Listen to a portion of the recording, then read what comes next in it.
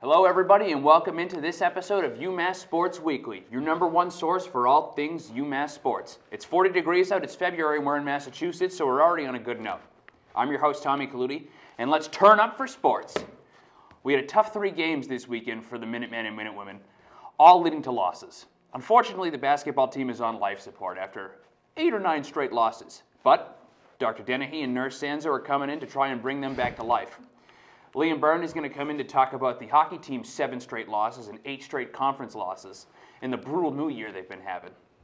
He'll try to shed some light on what's going on there. Then, AF Squared, Allie and Alex Francisco try to keep us interested in a fastly fading women's basketball team.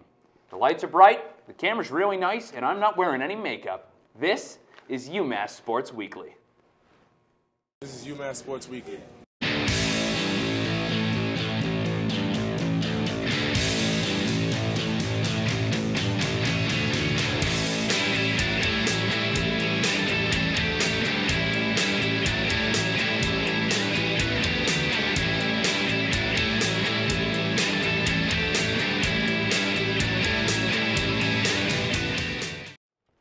Welcome back. The men's basketball team was on national TV this weekend, playing behind the cameras of NBC Sports Network. Unfortunately, the bright lights were a little bit too much for the Minutemen, as they dropped a close matchup to Fordham 78-72. Here you can see the graphic of some stats that stood out in the game. Now, I'm here with Tim Dennehy, Phil Sanzo. Guys, tough game, 78-72 loss. We've lost 7 or 8 straight. I want to start off. Tim, you're a doctor. Yeah. It's tough, but sometimes you got to look on the bright side. I want to know what stood out to you. It doesn't even have to be bright. What stood out to you in this game?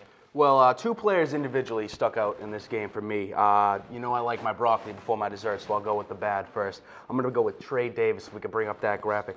Trey Davis could not hit anything in this game. I mean, he was 4 for 13 from the field, 1 for 8 from 3-pointers. I mean, that altogether, that's about 23% shooting altogether from the field. That is just not going to cut it, especially if people are looking for him to, lead this team in scoring. However, the good, I like my dessert. I love my cake. I'm going to go with Tyler Bergantino. T-Berg had a phenomenal game. I believe he had 9 points. We were talking about this before the show. I believe you don't think 9 points is as impressive as, some may think. But for Tyler Bergantino, I thought 9 points was, all right. He was 4 for 4 from the field, 1 for 1 from free throws, and he looked good. He looked good doing it. So Tyler Bergantino, Trey Davis not doing so well. Hopefully these Minutemen can pick it up in the last half of this season. We'll see. Now, Phil, like I said, losing, I forget what the number is, but 7 or 8 losses in a row. I mean, we started off undefeated for the first couple games, beat a good Clemson team, beat Harvard, and it's just been, the train is completely derailed. What do you think is the missing piece at this point in the season that has kind of kept the Minutemen from winning? Well, this team is very one-dimensional. They don't have a very good defense. They don't have an insanely good offense, but they have. Tim mentioned that Trey Davis had a bad game, but Trey Davis has been carrying this team since the beginning of January. Yeah. So he has his bad shots.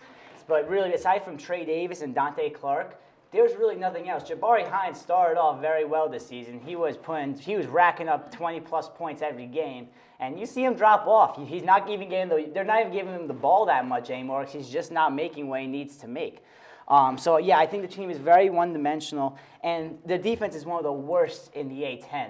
They're allowing 78.7 points a game. That's like second worst or third worst in the conference. And you can't win ball games when you can't stop the opponent. I mean, we saw against a Fordham team which really wasn't that good. No. UMass could have beat that Fordham team in many different moments of that game, right? That game was. I remember Fordham didn't score until about halfway through. Through the second half. There were multiple moments when UMass had the momentum. They had the right players on the court. Everything looked to be going well. They would take the lead. They would not be able to capitalize, though, past like 2-3 points. Big part of that was that they had no chance from shooting beyond the arc. No. They were 5 for 27 for 3-pointers. 3 of which came from Dante Clark. Dante Clark might have been one of the brighter spots in this game with the Trey Davis lacking. Dante picked it up a little bit. He's a very, very promising player for these coming years. Dante was 6 for 14 field goals, 3 for 9 3-pointers, 19 total points to play 34 minutes. That was a very big part for the Minutemen. But yeah, like I was saying, they're very one-dimensional. They don't really have a defense. Their offense is limited, and it's starting to hurt them down the stretch. Now, guys, I want to throw a little curveball at both of you. We talk all the time about the lack of depth up front when it comes to big men. Yeah. But like you just talked about, Jabari averaged probably around 15 points a game in the first couple games of the year, and he's just completely fallen off. And Trey Davis has literally had to carry the load. Do you think there's any relief in sight besides next year's recruiting class? Is there any relief for the rest of this season for Trey Davis? Honestly, Tommy, I love to stay optimistic. I love to give my patients good news, but I can't really see it going I can't really see it going well. I think Trey Davis is all alone out there. He's not getting any. He's getting support. He's not getting consistent, reliable support. There's no one on that team that Trey Davis can say, okay, I can lean, I can pass here, I can lean here, I can lean there. He has to take it all himself, or at least that's how he feels. He has to take it all himself.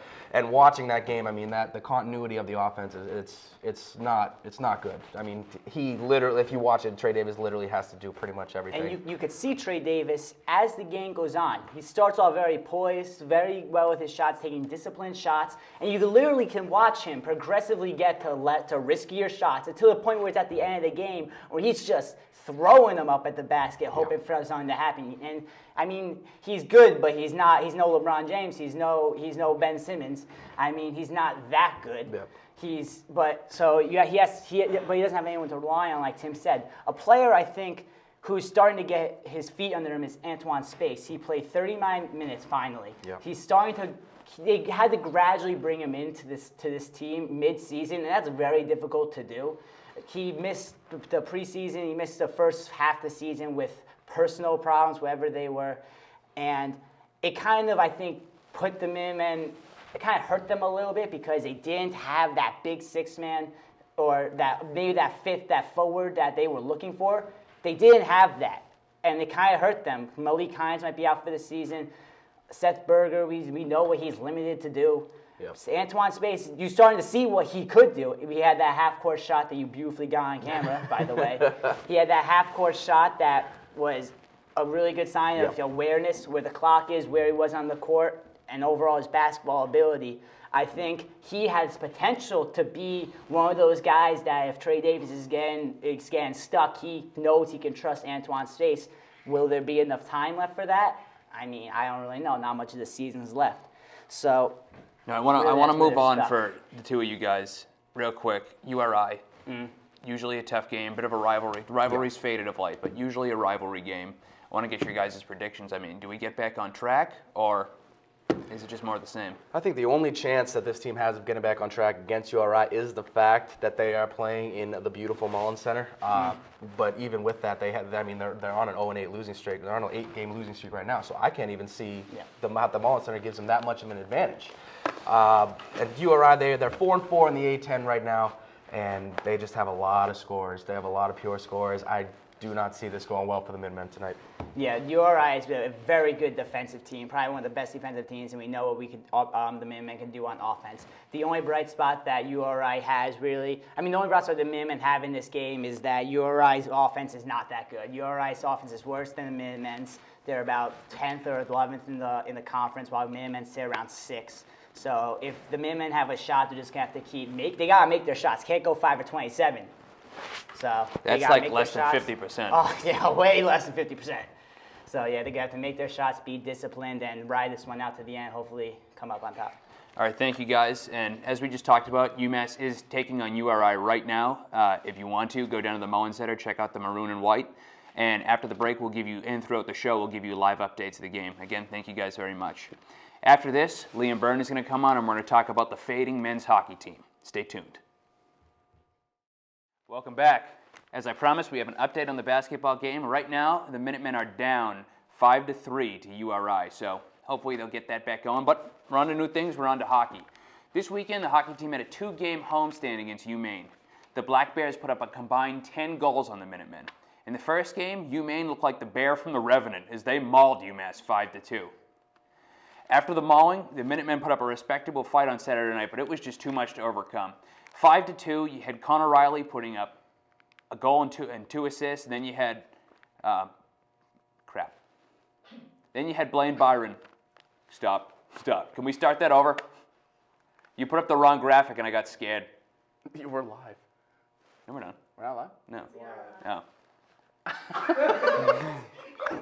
And action. The Minutemen put up a respectable fight on Saturday night, losing to only a modest 5-4. Liam Byrne was there for that game, and now he joins me in studio. So, Liam, UMass has now lost 7 of their last 7 games. Haven't won a game in 2016. What's going on right now? Everything's going on, Tommy. It's just not good. It's not fun to go to these games. I mean, it is for the students because it's a late night game instead of the basketball games for the afternoon. Kids are just getting up on Saturday afternoon, But one of the main problems that I see, actually 2 of the main problems, is the power play. Now, if we pull up this graphic that Jamie will put up for us here, UMass in the power play, first game you see, first period, 1 for 3. They did execute in the first period. Second period, 0 for 1. And in the third period, 1 for 3. Now, they had a total of 12 shots, which was a lot better than game 2, which we go to. 0 for 1 in the first period, 0 for 3, and you see the rest, just goose eggs. 5 shots in total, a completely different game as far as the power play goes, Tommy. As a season for power plays, UMass is 16 for 95. 16 goals, 95 power plays. That's a .168 conversion percentage. It's not good at all. If you have a man up, you got to convert on it. And Micheletto, I was in the press room after the game. He looked very, very upset. His body language was just not good at all. You would be upset if you were there. I would probably be upset. He'd be upset at the way I just thought we weren't live. So I apologize for that. Technical difficulties on my part. But now, Liam, I want to talk about the defense, which has been porous, to be nice. Like we made the reference to Leonardo DiCaprio's movie The Revenant, and the Maine Black Bears just mauled our defense. I mean, Marquette, Nick, Killam, Fryer, and the guys just could not put up a fight. What has been the biggest problem on defense so far? It's not just those guys, Tommy. It is goaltending. You have 3 goaltenders that UMass has just been toying with the whole season. And if we bring up this graphic, we have Henry Dill, Nick Rainyard, and Alex Wakaluk. Now you see Henry Dill, 6 games. Last year he played a good amount, with Steve Masselers, who took most of it at the beginning of the season, but then Henry Dill came in to relieve him from that. But, Micheletto has been going to Rainyard recently. 20 games he's started this season. He's 4-11-4. No one's record here, for the Minutemen is going to be good this whole season. And then you had Wakaluk, 6 games. He gets in once in a blue moon, and he's not the main guy that UMass needs. I don't think any of these guys are, to be honest with you. I think next season they need to find, if Micheletto's still here, they need to find a goaltender that will boost this defense and increase the offense as well, Tommy. Now, you just brought up the question, will Micheletto be here next season? And whenever you bring up questions of who's leaving, who's staying, who's going, that usually means your team's on the hot seat. Is there any hope for this team to rebound this year? There is, but, last in the Saturday's game, they had some bad breaks. There was some calls for the goals that were going in.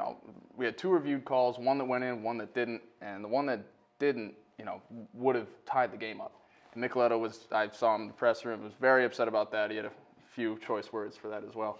But, speaking of Micheletto, a coaching change may be in order for next season, Tommy. This losing streak is just unacceptable for this hockey team. I know we're in a tough conference and everything, but it's no excuse. Goaltending, like I already mentioned, they need to recruit a better goaltender instead of flip-flopping through the 3 of them. And, to end on a good note, though, it was all negatives here. Shane Walsh, very good player on this UMass team, was named a semifinalist for the Walter Brown Award, and this award is presented annually to an American-born college hockey player in New England, who plays in New England. And so, based off that positive award that he's being nominated for, hopefully the Minutemen can come into Friday and get a victory at the Mullins Center. All right, thanks, Liam. And do you want to tell our fans who we playing Friday? We are playing BU.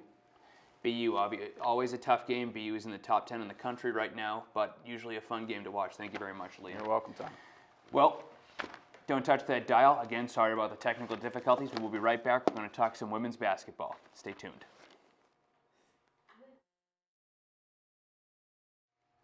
Welcome back. We have another update from the UMass URI game. After a riveting 9 minutes, the score is now 11-10 URI. So, again, if you want, go down there, check it out.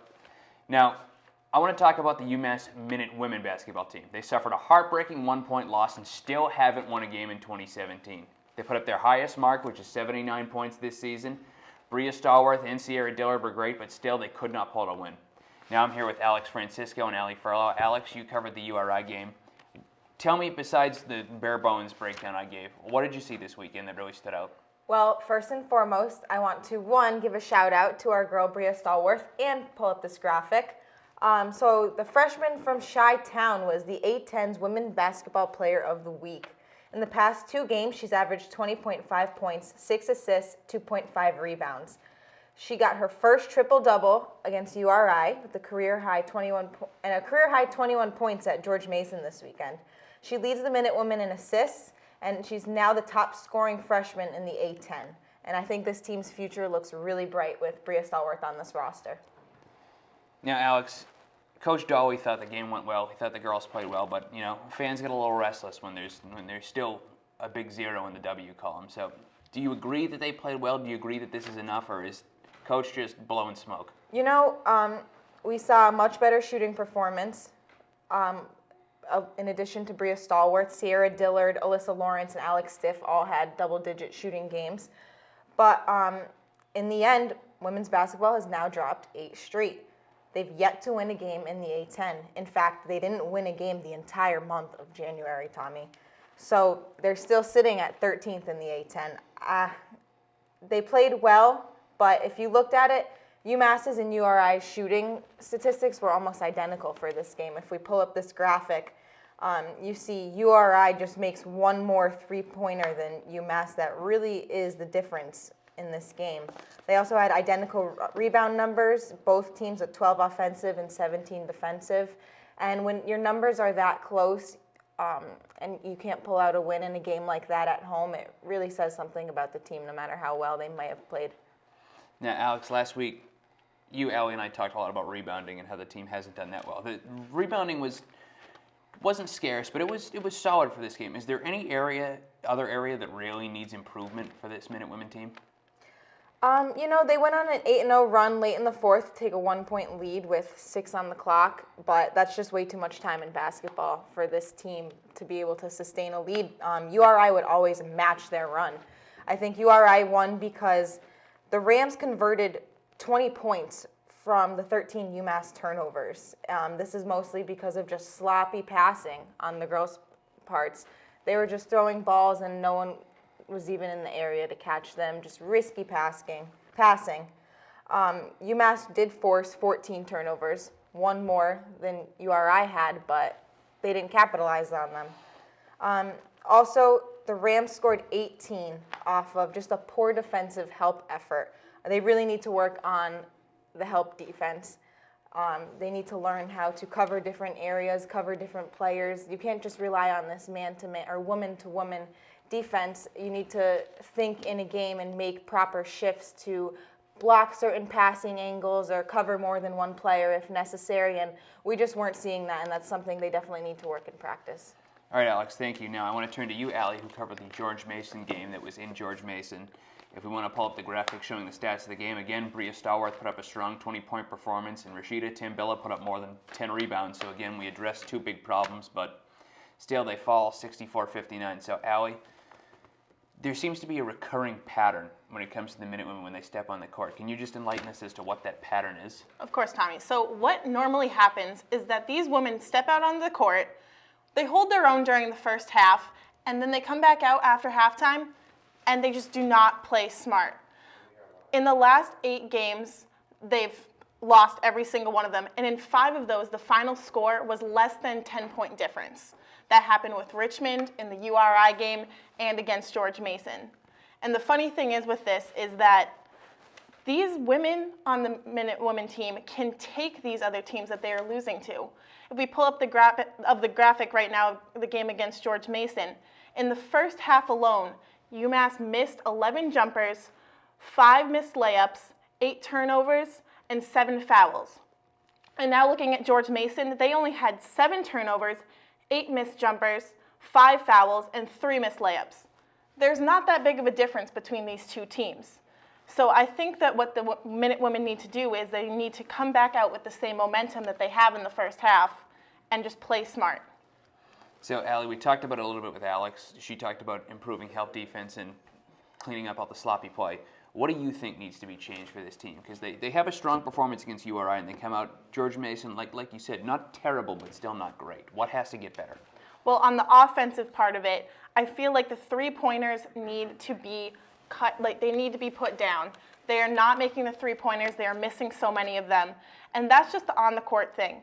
Off the court, like we talked about last week, these women are not a team.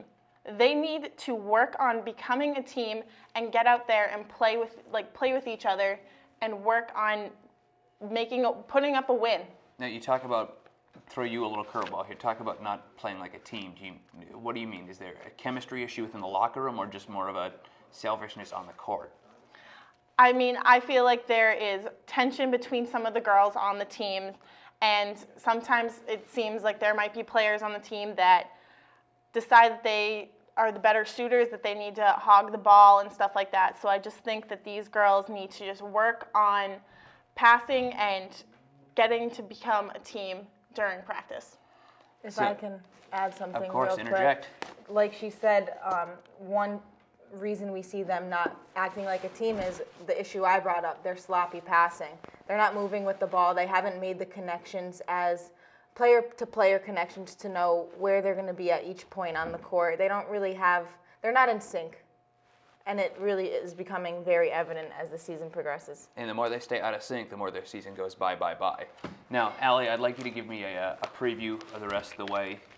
This season, the season looks bleak for the hockey team and the men's basketball team, but it looks even bleaker for them. What do we have to look forward to for the rest of the year?